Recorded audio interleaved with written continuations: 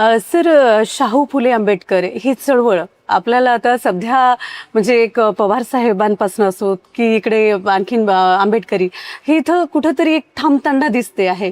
तर आता तुम्हाला काय वाटतं, याकडे तुम्ही कसं बघता? शाहू फुले आंबेडकरी चळवळी पुढे आव्हानं आहेत.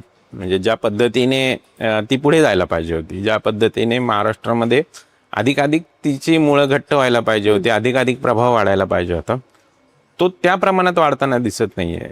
ती आहे का इथे अस्तित्वामध्ये? तर आहे. आणि ती तुम्हाला वेगवेगळ्या पातळ्यांवर दिसेल. जेव्हा मी यवतमाळला येतो आणि समता पर्व पाहतो त्यावेळेस मला ते दिसतं. आणि अशा वेगवेगळ्या ठिकाणी ती तुम्हाला पाहायला मिळेल. ती अधिक जोमाने पुढे जायला पाहिजे का? तर हो, ती जायला पाहिजे. आणि आत्ता तर तिची जास्त गरज आहे. म्हणजे जसं मी मागाशी म्हटलो की जातीय धार्मिक तेढ ज्यावेळेस वाढत चाललेलं आहे, शोषण ज्यावेळेस वाढत चाललेलं आहे, विषमता ज्यावेळेस वाढत चाललेली, अशा वेळी शाहू फुले आंबेडकरांचा विचार जास्त मोठ्या प्रमाणात गेला पाहिजे.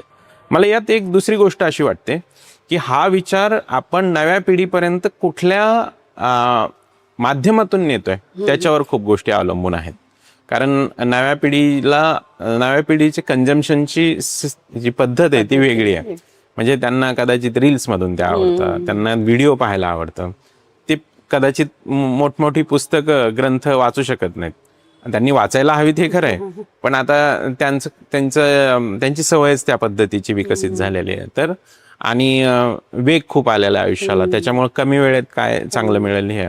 तर यासाठी चळवळीतल्या लोकांनी तो एक वेगळा विचार मांडला पाहिजे की आपण सोशल मीडिया सारख्या गोष्टी असतील, डिजिटल प्लॅटफॉर्म्स आहेत, यांचा वापर विचार हे त्या तरुणांपर्यंत नेण्यासाठी कसा करता येईल आणि ते वेगळ्या पद्धतीने मांडले पाहिजे.